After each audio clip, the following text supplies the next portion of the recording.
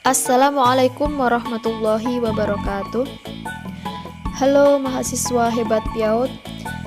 Kita bertemu kembali di video pembelajaran perkembangan bahasa dan literasi anak usia dini, yang mana kita akan belajar tentang kemampuan dasar-dasar bahasa untuk anak bersama saya Afidatul Muniroh.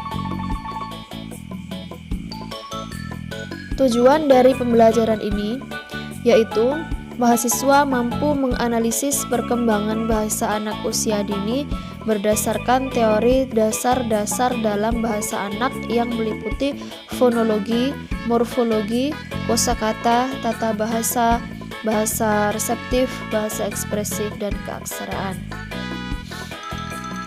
Selanjutnya, apakah teman-teman tahu apa itu kemampuan dasar bahasa? Jadi kemampuan dasar bahasa merupakan kemampuan bahasa anak usia dini yang mencakup seluruh keterampilan yang digunakan anak untuk memahami dan menggunakan bahasa. Dalam prakteknya, terdapat dua kemampuan dasar bahasa. Yang pertama adalah bahasa reseptif. Bahasa reseptif merupakan kemampuan anak untuk mendengar dan memahami bahasa yang digunakan oleh orang lain. Selanjutnya yang kedua adalah bahasa ekspresif. Bahasa ekspresif merupakan kemampuan anak untuk mengungkapkan pikirannya lewat kata, kalimat, atau simbol. Kemampuan ini berkembang pesat sejak usia 0 sampai 6 tahun dan menjadi fondasi dari keterampilan komunikasi, berpikir, hingga literasi anak. Selanjutnya, komponen kemampuan dasar bahasa. Komponen kemampuan dasar bahasa terdapat 5 komponen. Yang pertama adalah fonologi. Fonologi merupakan kemampuan mengenali dan membedakan bunyi bahasa. Contohnya, ketika anak sudah mampu membedakan bunyi M dan bunyi N. Lalu yang kedua adalah morfologi. Morfologi merupakan kemampuan memahami struktur kata. Contohnya, anak paham bahwa kata bermain berasal dari kata dasar main. Lalu yang ketiga adalah sintaksis. Sintaksis berkaitan dengan struktur kalimat. Di sini anak mulai bisa menyusun kalimat sederhana seperti halnya saya makan nasi atau saya ingin bermain. Lalu yang keempat ada semantik. Semantik berkaitan dengan makna. Di sini anak mulai memahami arti kata dan bisa menggunakannya sesuai dengan konteks. Dan yang terakhir adalah pragmatis. Pragmatis merupakan kemampuan menggunakan bahasa dalam situasi sosial, seperti halnya anak tahu kapan harus berkata tolong dan kapan harus berkata maaf.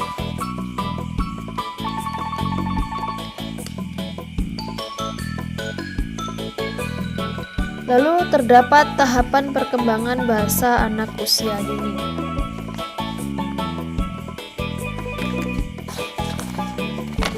Ketika dilihat dari indikator usia, maka terdapat 3 tingkatan usia yang bisa diamati berdasarkan tahapan perkembangan bahasa. Yang pertama, tingkatan usia 0 sampai 1 tahun. Di sini anak mulai bisa menangis, menguceh, hingga mengeluarkan bunyi yang bermakna. Selanjutnya, pada tahap yang kedua, usia 1 sampai 2 tahun, anak mulai bicara mulai dari 1 kata, lalu berkembang menjadi 2 kata.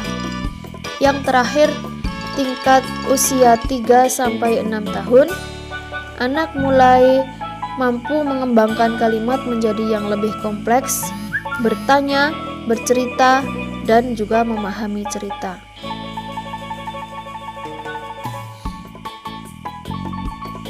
Lalu apa peran guru anak usia dini? Guru merupakan seseorang yang punya peran penting dalam mengembangkan kemampuan dasar bahasa anak. Beberapa strategi sederhana dapat digunakan oleh guru untuk mengembangkan bahasa anak, diantaranya membaca buku cerita setiap hari, mendongeng dengan ekspresi dan suara yang menarik, mengajak anak berdiskusi ringan, memberi kesempatan anak bercerita kembali. Semua itu bisa menjadi simulasi efektif untuk meningkatkan bahasa reseptif dan bahasa ekspresif anak.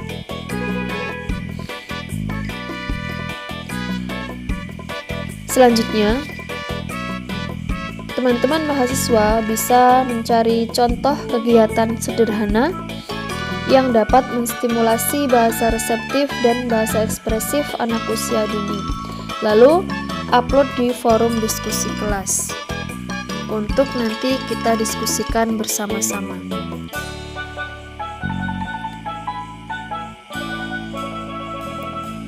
Teman-teman, kita semua adalah pendidik dan calon pendidik yang mana nantinya pasti akan menemukan peserta didik yang memiliki ragam perbedaan, diantaranya ragam perbedaan bahasa ataupun budaya. Dengan adanya perbedaan itu, kita harus bisa memberikan pengertian kepada anak didik kita supaya mereka bisa saling menghargai, saling menghormati, saling menyayangi, dan menjadikan perbedaan tersebut sebagai bahan untuk saling melengkapi dan juga saling menambah wawasan. Hal itu diharapkan supaya dengan adanya perbedaan, anak-anak bukannya menjadi bahan untuk perpecahan, melainkan untuk memperkuat kemampuan bahasa, memperbanyak kosakata, memperbanyak pengalaman yang mana nantinya kemampuan bahasa mereka akan berkembang lebih baik lagi. Sekian video pembelajaran dari saya. Sampai bertemu kembali di video pembelajaran selanjutnya. Semoga apa yang kita pelajari mendapatkan hikmah dan bermanfaat bagi kita semua. Terima kasih, kurang lebihnya mohon maaf. Wassalamualaikum warahmatullahi wabarakatuh.